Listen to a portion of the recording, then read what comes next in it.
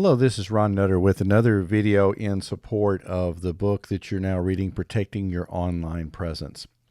What we'll be covering in this book is how to generate a strong password. And there's several ways you can do it, either using the password generation function found in most password applications. And in my case, I use MSecure, so I'll be showing how to do that. And the other's using an example of an independent password generation app. And in my case, I picked True Random Generator, and you'll get to see how both those work. They essentially do the same thing. It's just a matter of what you feel works best for you. Now, if you haven't already registered your book, please take a few minutes to go do so and go to www.ronnutter.com/PYOP-2.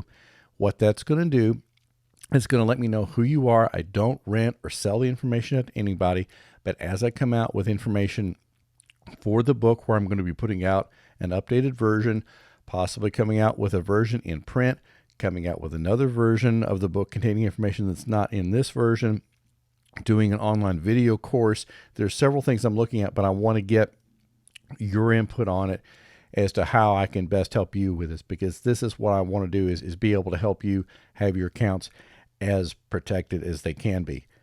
Now, we're going to do two different examples. As I mentioned before, we're going to talk about using MSecure, which is the first thing that we'll bring up right now, and then we'll go on to True Random Generator. Now, on your screen, you should see the generate password function within MSecure, and you can see by the default options, this is how the password that it will come up with.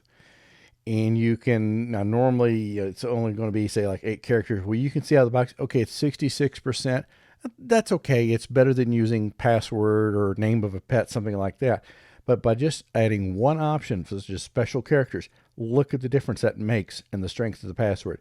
And then if you allow other characters where normally you wouldn't want to use an O and a 0, because that can be kind of confusing for you to enter in, unless you're using like a password manager, and then that becomes an option, because that is another hurdle to make it a little bit harder. So we can tap that option, draws it down a little bit, but you can see, you can play back and forth with the different options. We can turn off capital letters, turn off numbers. There, you can just keep going back and forth to what you think is going to work best for you. And it's just all how it's going to be the easiest for you to work with while protecting your accounts as much as you can without putting an armed guard out in front of them all the time. Now, the next thing we'll go in and do is look at True Random Generator. Now, True Random Generator, as you can see on the screen right now, is similar in approach. Now, this one you can tell the length of the password. We can go, we'll tell it to be, 12 digits. We want to put the punctuation in there, and we say generate. Okay, that gives you an idea of what it can do. If we say we turn off some of the other characters and do generate, it gives you some options to work with. And if we go up here and we'll change this to 12, we'll see what that has to do with it. And say 90%. So we're telling it to we want one that's going to be always 12 characters instead of just 8 to 12. Again, the longer the password is, the safer that it's going to be to an extent, as long as you follow certain rules of you not have repeating letters, repeating numbers, anything that's going to lessen the time when somebody's running a password breaker on it.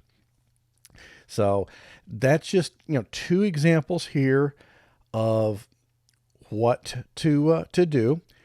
Now, if you haven't already purchased a copy of the book, please take a few minutes and go over to Amazon right now.